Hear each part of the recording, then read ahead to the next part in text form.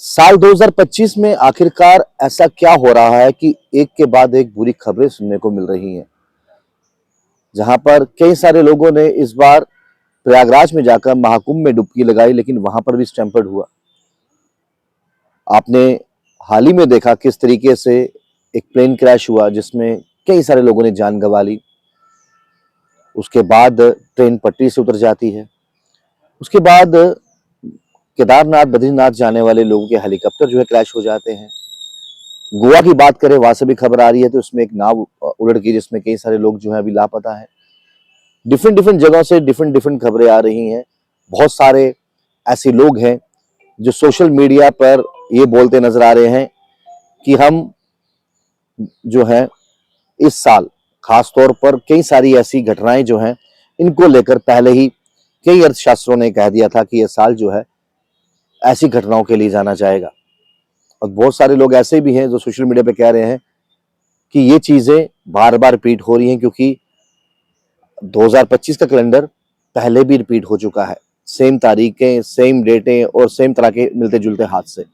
एक और हादसा सामने आया है, मनाली में जिपलाइन की तार टूटी जिसमें 12 वर्षीय बच्ची जिसका नाम त्रिशा है 30 फीट ऊंचाई से नीचे गिरी और मल्टीपल फ्रैक्चर्स उसको आए हैं।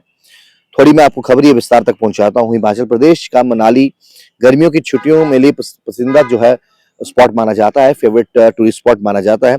यहाँ हर साल मई जून में टूरिस्ट की काफी भीड़ उमड़ती है। इसी साल भी यहाँ खूब पर्यटक आए हुए हैं, लेकिन लोग जहाँ पर अपने परिवार के साथ फन करने जाते हैं, एंजॉय करने जाते हैं, और वहां पर इस तरह का हादसा हो जाए तो वो कड़वी यादें हमेशा इंसान के साथ रहती हैं।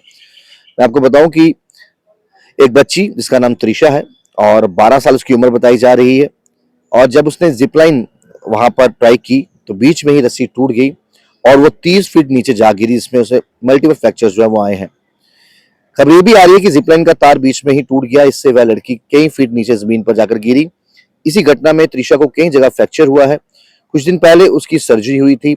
इस घटना का वीडियो भी बना है। वीडियो सामने आने के बाद एडवेंचर वाली जगहों पर सुरक्षा को लेकर कई सारे सवाल उठ रहे हैं कि आखिरकार जब इस तरीके से एडवेंचर किया जाता है और उनके साथ प्रिकॉशन के तौर पर एहतियात बरतने के लिए जो कॉस्ट्यूम्स डलवाए जाते हैं, क्या वो इतने सूटेबल होते हैं?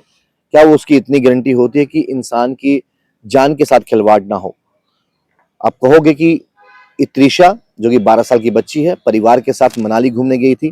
कई सारे लोग पैराग्लाइडिंग का मजा लेते हैं, कई सारे लोग जिपलाइन का मजा लेते हैं, और उनके साथ उनको इक्विपमेंट्स दिए जाते हैं यानी कि सेफ्टी मेजर्स जो दिए जाते हैं, वो उनकी जान की सुरक्षा के लिए होते हैं।